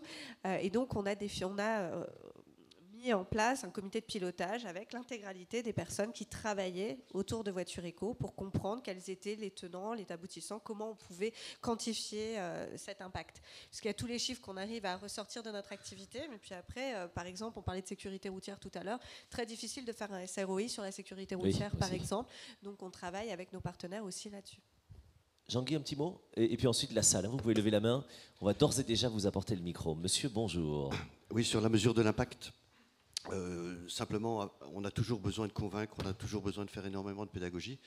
Et donc, effectivement, outre les histoires qu'on peut raconter, la force, parce qu'on a quand même la force de la preuve dans l'entrepreneuriat social. C'est pas uniquement on imagine des choses, voilà les résultats. Mais on a eu quand même eu l'aide, par exemple, cette année, nous, de 2 cabinets qui sont quand même connus, McKinsey et Roland Berger. Vous voyez qu'on a vu, en plus, on s'est dit un cabinet anglo-saxon, ça ne suffira pas, il nous en faut aussi un germanique. Voilà. Donc on a pris les 2, et en fait, ils sont venus mesurer, ils sont venus valider un certain nombre de démarches. Et en tous les cas, ça a un grand poids quand on va voir des entreprises ou des pouvoirs publics, d'expliquer un petit peu les ratios que tu disais tout de suite, là, à savoir l'exclusion, la pauvreté, les difficultés des gens. C'est pas qu'un coût qui coûte des subventions, etc. C'est quand on met 1 euro dans ce genre d'initiative, ça rapporte beaucoup plus. Oui. Et surtout, de le mettre en parallèle, s'il n'y avait pas ces initiatives, combien coûtent les gens? Et là, ça coûte une fortune quand on ne fait rien avec les gens. Et c'était important que des cabinets viennent l'attester. Merci beaucoup. Monsieur, vous avez levé la main, on va vous offrir le micro tout de suite et puis on va distribuer la parole un peu partout. Il doit y avoir peut-être une hôtesse en haut, je pense. Bonjour. Monsieur, bonjour, je vous laisse vous lever et répondre puisque la presse internationale vous filme. C'est le moment ou jamais. Alors, ma question s'adresse, une question technique à Claire Martin. Je suis un porteur de projet, je ne le suis pas. Mais si je suis un porteur de projet demain, quelle est la différence en approchant la RSE plutôt qu'une fondation? Donc là, il y a un partenariat qui s'est fait avec la RSE et non pas avec la fondation. Voilà, quelles sont les différences? Il vaut mieux approcher qui? Il y a la RSE, il y a la direction de développement durable, il y a les fondations. Voilà, techniquement, quelle est la différence, s'il vous plaît? Alors, Claire Martin, allez-y, je vous en prie, puis ensuite je prendrai tout un lot de questions quand on sera prêt. Non, allez-y, le temps qu'on distribue le micro, allez-y. Alors, il faut regarder quelles sont les missions des fondations, d'abord, auxquelles vous vous adressez. Je vous ai dit, la Fondation Renault, sa mission, c'est financer de l'enseignement supérieur sur des thématiques particulières et financer des bourses. D'accord ?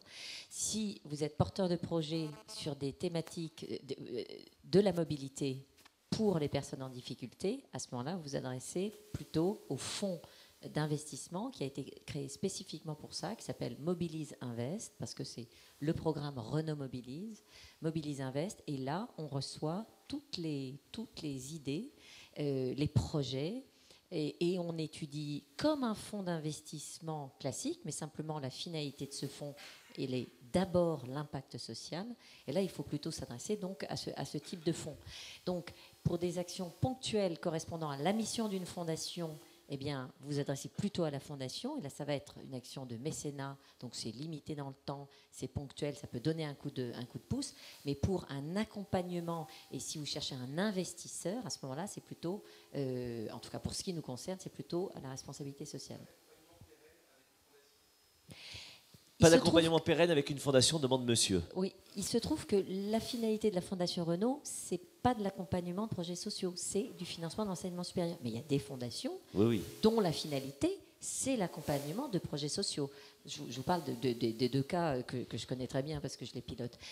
Regardez, c'est pour ça que la première partie de ma réponse, c'est regarder d'abord les missions et la vocation des fondations auxquelles vous vous adressez. La question de monsieur est intéressante parce que quand on s'approche justement des fondations, quand on approche une entreprise, on est un peu noyé parce qu'aucune fondation ne fonctionne de la même manière que celle d'à côté. On ne sait pas si c'est du mécénat, du partenariat, du sponsoring déguisé, ou est-ce qu'il faut passer par la com ou par le RH, etc. Donc la question de monsieur est intéressante, mais en effet c'est du one-to-one. SFR ne doit pas fonctionner comme Renault, comme la SNCF ou comme d'autres en la matière. Merci pour cette question. Jeune homme, vous avez le micro, madame, vous avez le micro également. On va commencer par madame, de peur que ma mère m'engueule. Madame, bonjour. Je vous laisse vous lever et vous présenter, s'il vous plaît.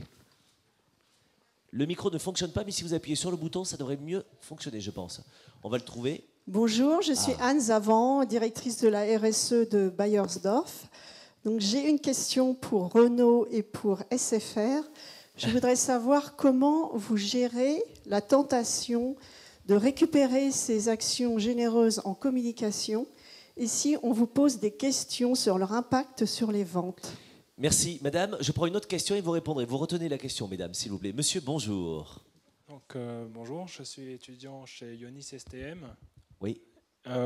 Et donc, en fait, ma question revient à Renault, l'association Voiture Éco et à Cocagne, parce que vous avez évoqué la réponse que je suis en train d'imaginer. C'est que pour les gens qui cherchent du travail, du coup, faut-il passer par une association pour améliorer les chances d'insertion sur le marché du travail, ou est-ce que vous... Parce que pour... Oui, allons-y. Donc, Madame de Renault qui, en fait, est-ce que vous avez pris des engagements via de l'association pour engager des personnes en tant que salariés, ou vous gardez aussi un œil sur Pôle emploi et les gens qui ont des dossiers là-bas? Voilà. J'ai tout compris, alors on va la refaire là-dessus parce qu'il nous faut une demi-heure pour répondre, mais merci monsieur. Mais il y a des questions spécifiques. Je vais vous laisser répondre toutes les deux, et puis peut-être vous aussi, notamment la question de monsieur. Répondez à la dame de Bayer, peut-être... Pour répondre à madame, sur la communication, vous remarquerez qu'on ne communique pas beaucoup. Parce qu'en fait, c'est véritablement un enjeu de mission d'entreprise et de donner du sens, et notamment de donner du sens vis-à-vis de nos collaborateurs par rapport au monde de la société civile.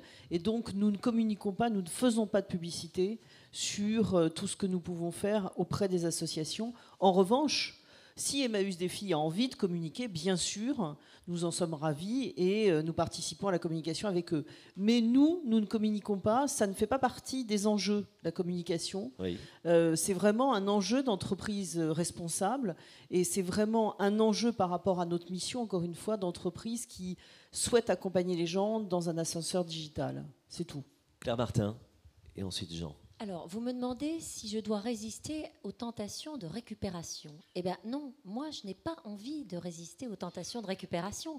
Moi j'ai envie de dire, tous ceux qui ont envie de récupérer ce que l'on fait de positif avec un impact social réel, eh bien tant mieux s'il y a des gens à l'intérieur de l'entreprise, des jeunes dont c'est pas du tout le job de faire de la RSE comme l'Arbi ou d'autres, qui ont envie, qui sont nombreux à me dire mais qu'est-ce que moi je pourrais faire parce que moi j'ai telle idée, moi je m'occupe de telle partie du job de Renault, est-ce qu'on peut transformer un tout petit peu le type de produit, le type de service pour rajouter une dimension sociale avec impact social à cette activité. Et bien je dis bienvenue à la récupération, y compris si des porteurs de projets, moi j'ai besoin de communiquer?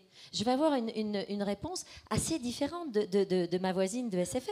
Moi, j'ai besoin de communiquer pour dire ce programme existe chez Renault parce que j'ai de l'argent à investir dans des projets solides, concrets, qui seront vérifiés, mais vraiment avec en tenant compte de l'ensemble des indicateurs qui vont donner de la viabilité à ce projet, qui vont assurer la viabilité de ce projet et qui vont en assurer l'impact social. On a besoin de communiquer là-dessus, on a besoin de le faire savoir. D'ailleurs, sinon, à la limite, je ne serais pas venue aujourd'hui pour en parler avec Florence. Moi, je n'ai pas honte de dire qu'il faut communiquer à partir du moment où on a un objectif extrêmement clair qui est d'apporter un impact social décisif. Voilà. Merci d'avoir répondu. Qui répond à monsieur qui a posé aussi la question? Claire Martin, elle vous était dédiée. Sur et puis, la dimension, est-ce qu'on embauche, c'est ça, autour de... En fait, on n'a pas vocation à embaucher chez Renault les gens que l'on soutient à travers des services, des solutions de mobilité ou des gens à qui l'on aide à qui on répare leur voiture à prix coûtant, hein, c'est-à-dire à très bas prix. Au contraire, c'est pour que ces gens-là retournent dans leur job ou aillent trouver le job qui correspond à leur qualification. Aujourd'hui, Renault en France n'est pas en phase d'embauche en plus. Voyez, je vous le dis sans aucune honte. Vous savez ce qu'est la situation économique, ce que sont les marchés automobiles aujourd'hui. La France et l'Europe sont des régions plutôt en décroissance en termes de marché automobile, j'entends. Hein.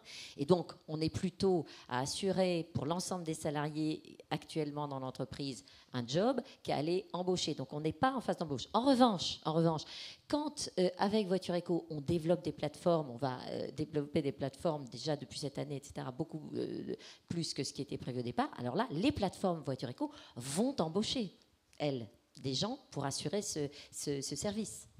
Florence Gilbert. Effectivement, on a décidé donc de développer 10 plateformes d'ici 3 ans et les 10 plateformes embaucheront 6 personnes sur les territoires sur lesquels on développera nos plateformes. Donc c'est des personnes que nous recruterons nous. Mais sinon, dans le dispositif, l'impact social qu'on cherche à avoir, ce n'est pas des personnes que nous allons recruter. Je ne sais pas si c'est vraiment la question que vous posiez. Si vous souhaitez la prolonger, monsieur, on est là pour discuter, donc on peut vous redonner le micro. Vous souhaitez le micro? D'accord, c'est mieux. Merci beaucoup, mademoiselle. Il y a d'autres questions qui peuvent se préparer dans la salle. Ah, vous me les avez énervées. Très bien, on va prendre tout un ensemble de questions tout à l'heure. Monsieur, question courte, réponse courte. Levez-vous, s'il vous plaît.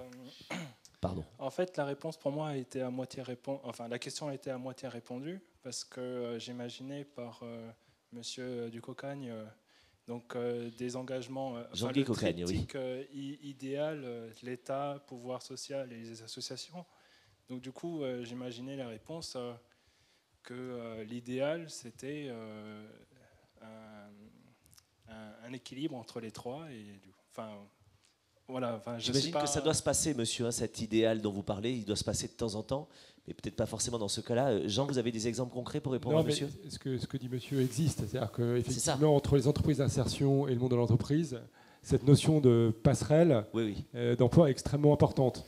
Alors effectivement, Claire le disait, la conjoncture n'est pas toujours favorable à ce type de solution. Néanmoins, dans ces collaborations-là, c'est extrêmement intéressant d'envisager ces passerelles emploi qui vont permettre, sur des métiers parfois simples que l'on fait, typiquement SFR a déjà recruté des gens de chez nous pour des métiers assez simples. Et ça doit être aussi envisagé dans ce type de solution. Il y a d'autres aussi façons de créer de l'emploi, c'est d'intégrer aussi l'entreprise d'insertion, et il faut le dire, sur un certain nombre d'objets de sous-traitance, sur des choses à faible valeur ajoutée. Donc votre question, elle est très bonne. Effectivement, en tout cas pour le monde de l'insertion, c'est extrêmement important de pouvoir être connecté avec l'entreprise et de créer des liens qui vont à la fois générer de l'activité et aussi permettre d'accueillir ces publics. À quoi ça sert de s'intéresser à ces publics si derrière on n'est pas capable de leur trouver un emploi, une activité pérenne? Et donc c'est une question de rencontre et d'opportunité, Jean Guinkel. Oui, je voudrais amener 2 réactions aux je vous en prie. questions. La première, un petit peu ce qui était dit tout à l'heure. C'est-à-dire qu'il faut quand même bien comprendre une chose entre le monde de l'entreprise et le monde de l'associatif. Il y a éventuellement, on imagine que ces petites associations, ces magnifiques petites initiatives, si elles se rapprochent de mastodontes comme ça, elles vont se faire bouffer tout cru, etc. Il n'y a pas beaucoup de risques. Je vais vous expliquer pourquoi. Parce qu'effectivement, on est passé historiquement ces 30 dernières années à une phase de charitable, quasi misérabiliste, où on allait les voir, et d'ailleurs il y en a encore un qui existe, qui fonctionne comme ça. Alors si tu veux savoir comment on fait pour aller leur taper de la thune, je te dirai après. Voilà, ça existe encore.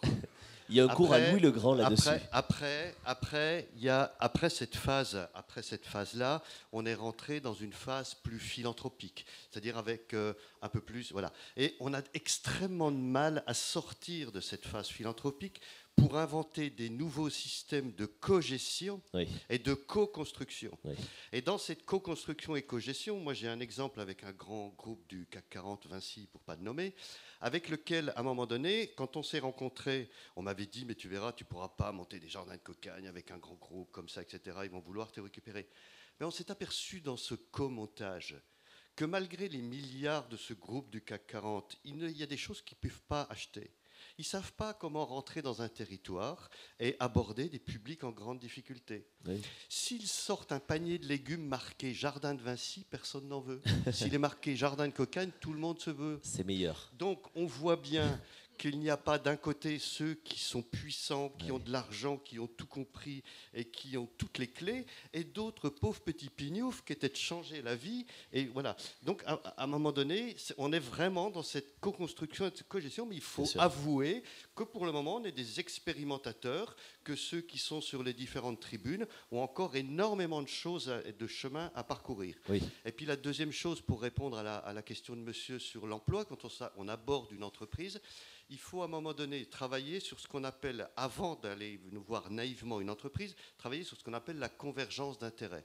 Si Cocagne va voir Renault, c'est que Cocagne doit réfléchir, c'est quoi l'intérêt de Renault? Et Renault doit se dire, c'est quoi l'intérêt de Cocagne? Et à un moment donné, on va trouver des pistes, et si on n'a pas de piste de convergence, il y a peu de chances qu'il y ait quoi que ce soit qui puisse aboutir. Et à un moment donné, si Renault ne cherche pas des emplois aujourd'hui, je vais signer un accord, il est déjà signé, mais on va mettre en place une politique d'action avec les jardineries botaniques qui, elles, sont tout à fait dans une autre dynamique parce qu'elles viennent vers nous pour qu'effectivement on puisse former des gens qui puissent devenir jardiniers dans leur jardinerie. Donc certains, la création d'emplois directs, ça peut être l'intérêt de certaines entreprises, ça n'est pas celle de l'autre. Mais il faut travailler à chaque fois sur ces convergences d'intérêts. Et qu'est-ce qu'ils viennent chercher là? Qu'est-ce qu'on vient chercher là? Est-ce qu'il y a quelque chose à faire? Merci pour vos réponses. Rapidement, les quelques questions, je les prends. Madame, je vous ai vu, bonjour. Je les prends en vrac vos questions. Vous êtes, vous, obligé de noter parce qu'on va répondre, et pas en vrac, s'il vous plaît. Question courte, réponse courte, sinon je mords. Moi aussi. Alors, qui prend le micro? Madame, bonjour, vous avez la main levée, allez-y. Bonjour, Alexandra Sirovatsky. Hier, j'ai assisté à un débat qui s'appelait « Enjeux et valeurs d'un nouveau capitalisme », avec notamment Alain Minc, des gens assez connus. J'ai trouvé que finalement, c'était assez fade par rapport au panache qu'on retrouve sur scène aujourd'hui. Et je me demandais, est-ce que pour vous, le nouveau capitalisme, vous pourriez apporter une réponse à ces gens qui n'ont pas trouvé, je trouve, la réponse? Ce ne serait pas justement d'associer à la fois les associations, les entreprises, mais également l'État, à travers des actions qui sont d'ordre social, mais également profitables, parce que finalement, on dit, le mot qu'ils avaient à la bouche sans cesse hier, c'était le profit, l'intérêt du profit. Et l'humain, il faut remettre l'humain, mais ça manquait de concret. Donc je trouvais que finalement, vous apporteriez plus une réponse aux gens qui ne l'ont pas trouvé hier. Eh bien, je vous propose qu'on refasse la conférence d'hier cette nuit, si vous voulez bien, et on y sera. Merci mademoiselle. Monsieur, on prend le micro, on va venir ici aussi, ici, au premier rang, voilà. Bonjour, Paolo Guidi, je suis conseiller en collectivité territoriale et j'ai également une place dans l'associatif.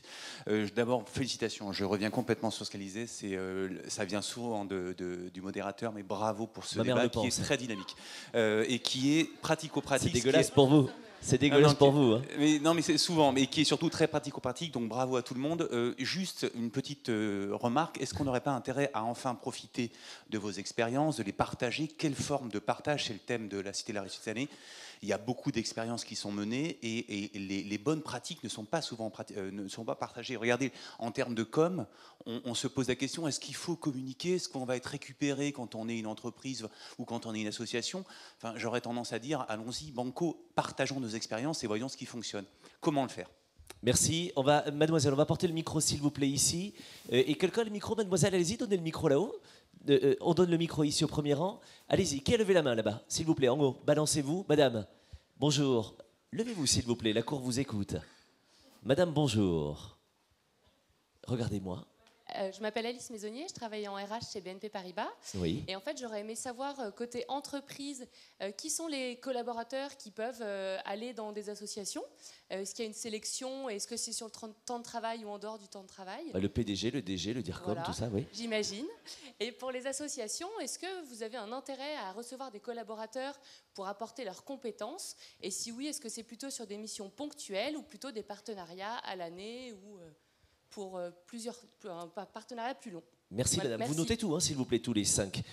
Bonjour. Bonjour, Christophe Guénassia, je suis avocat au barreau de Paris, il en faut parfois, mais président d'une association qui s'appelle le CORD, qui permet d'accéder à la culture des personnes en situation de handicap. Mais ma question, elle s'adresse à vous, parce que j'étais à l'université d'été du MEDEF récemment, vous vous occupez d'une superbe association, et j'aimerais en fait que vous ouvriez une parenthèse sur ce que vous faites, parce que vraiment j'ai été impressionné, donc je me permettais en fait de vous poser la question. Alors c'est super gentil que vous y ayez pensé à ça. Je me permettrai de répondre après, mais alors ça me touche beaucoup. Et pourtant j'aurais dû faire un disque pour le vendre aussi. Merci en tout cas d'y avoir pensé, c'est sympa. Je vous dirai ça après, en effet.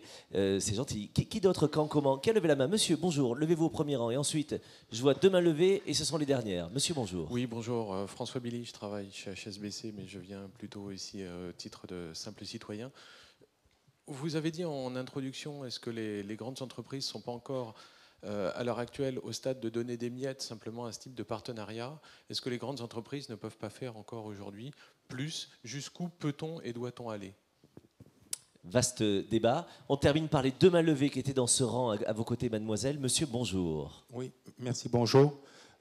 Jean-Michel Tamokwe-Kamga. Donc, je voulais lancer un défi à Emmaüs Défi vis-à-vis des autres opérateurs, parce que vous avez dit quelque chose de très fort. Aujourd'hui, le numéro de téléphone peut être fortement lié en fait à l'identité d'un individu. Et lorsqu'on passe par des phases précaires et on n'arrive plus à payer son abonnement, quelquefois on perd tout. C'est-à-dire que tous les contacts, on ne peut plus être joint. Donc, je voulais vous sensibiliser en fait à faire un travail avec notamment SFR et puis les autres opérateurs, afin que le numéro de téléphone puisse être gardé à vie, moyennant un petit, je ne sais pas, quelque chose rien sur du l'année, quasiment rien du tout, pour que les personnes puissent rester joignables et continuellement insérables dans la société. Merci. Très très bien, je vais prendre des baffes moi. Et Monsieur... je me tiens à votre disposition, s'il vous plaît, pour réfléchir sur l'offre en question. Merci. Monsieur, on donne le micro à madame, s'il vous plaît, sur le même rang, et c'est la dernière question. Et vous, c'est vachement bien parce qu'il vous reste 4 minutes pour répondre à tout le monde. Bonjour. Merci, Béatrice Talangelbach. Je voudrais demander à l'ensemble des projets, notamment ceux qui communiquent, si vous ouvririez vos projets à la coopération avec le grand public que nous sommes. Je pense à un exemple très concret avec M. de Cocagne. Il gagne des particules bourgeoises et nobles au fur et à mesure. Il y a l'aristo là, c'est bien. L'aristo jardinier. Voilà. Allez-y. C'était De Breuil, ça, en fait. Ça existe Allez-y. déjà, ouais. L'idée, c'est alors une idée très concrète. Si je repère un terrain là où j'habite, qui est Rueil-Malmaison, j'habite dans un quartier maraîcher où il y a plein de terrains encore en friche ou un petit peu cultivés, mais non, pas cultivés d'ailleurs. Je vous laisse aller à la question, s'il vous plaît, et au jardin. L'idée, c'est est-ce que je peux repérer un terrain en ville? Est-ce que ça vous intéresse? Ou est-ce que et vous envoyez l'adresse par MMS? Ou est-ce que vous êtes uniquement... C'est à vous de le cultiver. Oui. Super. Merci, madame. Ça, c'est bon. Il a montré l'exemple. Merci pour vos questions. On répond rapidement, s'il vous plaît, les uns et les autres. Évidemment, vous avez tout noté, surtout Claire Martin. Les autres ont rien noté. Maintenant, c'est SFR qui va dire oui à la question.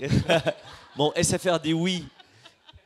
Avec, voilà. Alors, je vais dire, je regarde. C'est aussi court, mais je regarde. Ouais, eh bien, faut pas la lâcher. Moi, je vous le dis. Claire Martin, vous êtes la seule à avoir bien noté toutes les questions. Je vous en remercie. La question sur la profitabilité, madame, et sur est-ce que on représente peut-être des premières expériences d'un nouveau capitalisme? Moi j'espère que oui. Voilà. De même que ce que j'essaie de vous montrer, c'est comment ces projets changent les choses dans les entreprises. L'arbitre qui parle de niveau hiérarchique, ça aussi c'est en train de changer, et à mon avis, ça aussi, c'est les prémices d'une nouvelle économie. Merci pour ça. Je Réaction, voudrais allez-y. rajouter par rapport à ce que disait Claire, je pense que c'est aussi une question de rencontre entre les hommes et les femmes. Et c'est très très important. Je pense que la mixité dans nos équipes va apporter beaucoup de choses par rapport à ces sujets, parce que ça fait partie de l'intelligence émotionnelle, et que, alors je vais faire du sexisme à tout crin, mais je pense que les femmes sont plus ouvertes sur l'intelligence émotionnelle que les hommes. Donc voilà. Et pour répondre... Ah, je savais que tout le monde n'allait pas être d'accord. Et vous savez quoi, il y a que les... Non mais... Là où c'est dégueulasse, c'est qu'il n'y a que les femmes qui ont applaudi dans la salle, quoi. Eh ben oui, mais c'est pas grave. Non. C'est pas grave. Non, les mecs auraient pu applaudir aussi, en plus.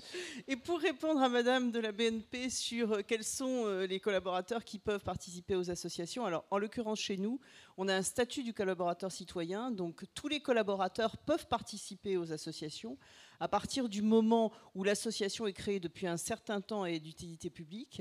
Et donc ils déposent des dossiers pour venir participer à cette association, et ils peuvent prendre des jours de congé, et la société, donc SFR, abonde, double les jours de congé jusqu'à hauteur de 10 jours par an. Voilà. Ce qui est vachement bien aussi pour ça. Jean-Florence. Juste pour dire qu'effectivement, le dispositif d'SFR est excellent et qu'il nous permet d'avoir des collaborateurs qui viennent de manière régulière, parce que c'est évidemment, engagez-vous tous. D'abord, vous allez donner un peu, vous allez recevoir beaucoup. Donc, premier message, il faut des bénévoles, on en a besoin, c'est extrêmement important. Il y a plein de façons de faire du bénévolat aujourd'hui, et je vous assure que tous les gens qu'on voit, ils continuent et ils ont envie d'aller un peu plus loin.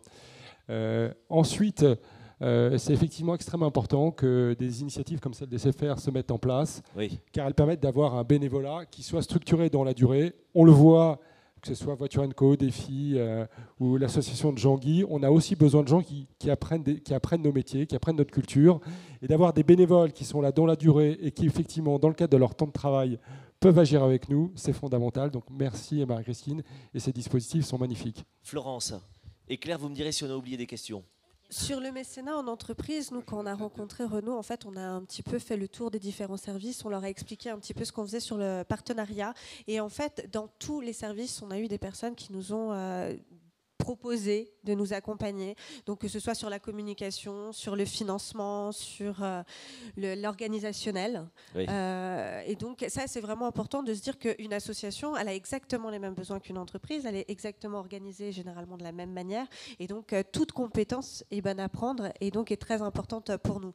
La deuxième chose par rapport au développement, oui, on est pionnier sur, je pense quand même, les partenariats associatifs entreprises. Par contre, moi, je suis hallucinée de voir l'intérêt des entreprises et d'autres associations, mais des entreprises aussi pour venir rejoindre l'aventure. Dire qu'il fallait un premier pour nous accompagner. Maintenant qu'on a fait le premier pas, qu'on a pris les risques et que Claire les prend bien en disant il faut communiquer, effectivement, on a beaucoup de sollicitations. Jean-Guy Henkel, de Rueil-Malmaison, de la fermeture éclair de mon sac à main, de Franche-Comté, de Cocagne.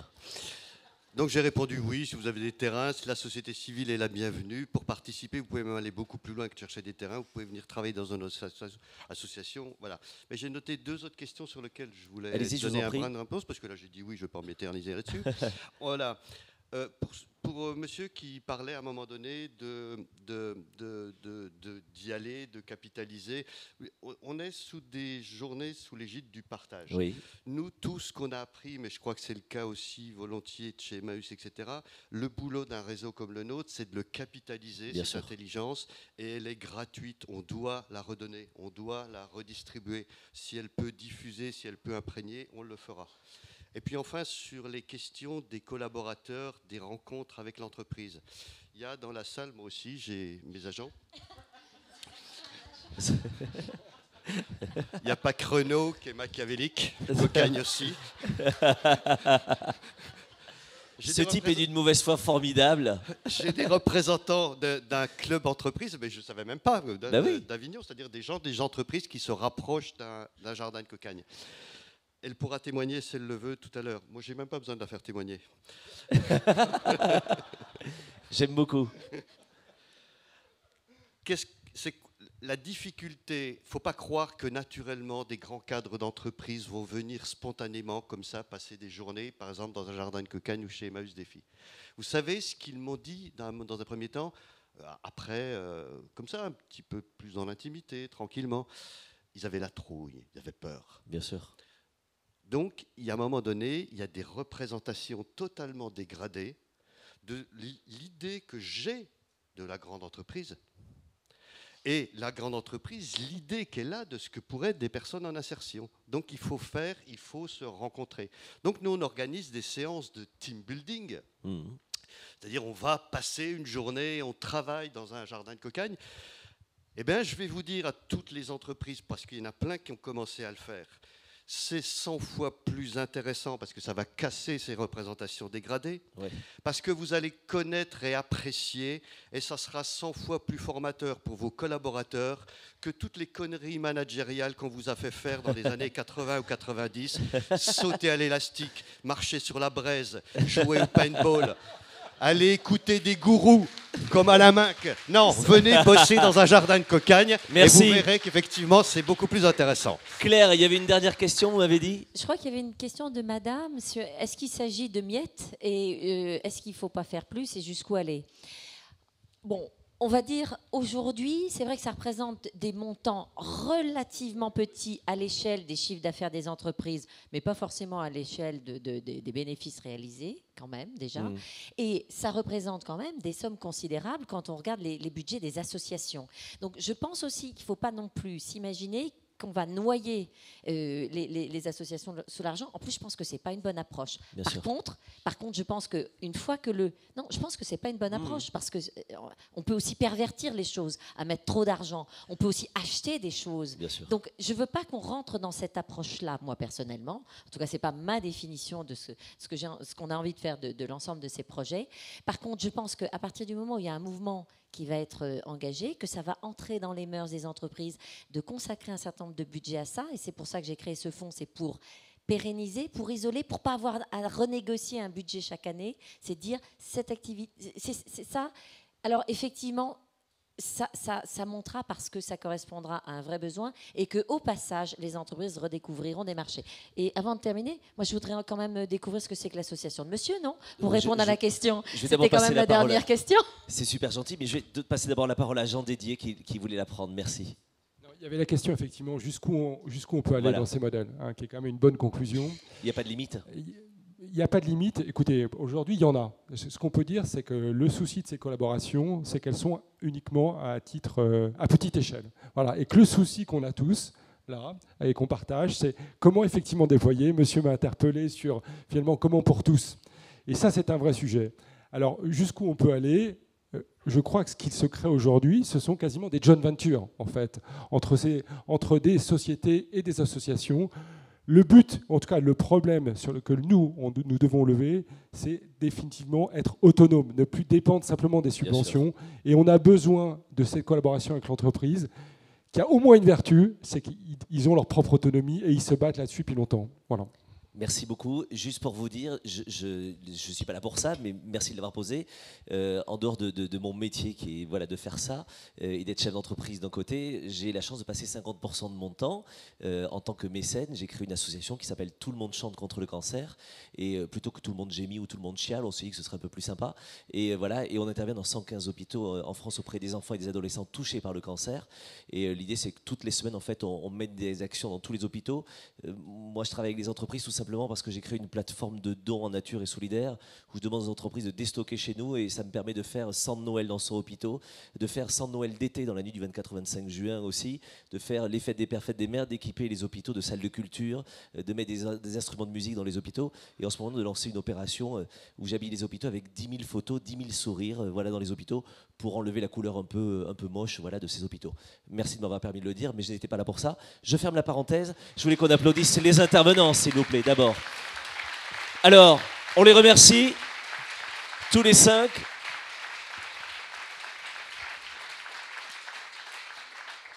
Vous êtes formidables, vraiment. La prochaine fois, faites un disque, comme ça vous le vendrez en sortant. Le deuxième truc, on m'a donné une consigne. J'ai promis de ne pas oublier, parce que vous allez filer vers les autres confs. Évidemment, il faut sortir de ce côté-là. Et écoutez, moi, je voulais vous remercier aussi, parce que j'ai pris beaucoup de plaisir, un dimanche après-midi, au lycée Louis-le-Grand, à partager cette conférence avec vous. Merci à tous, bonne fin de journée.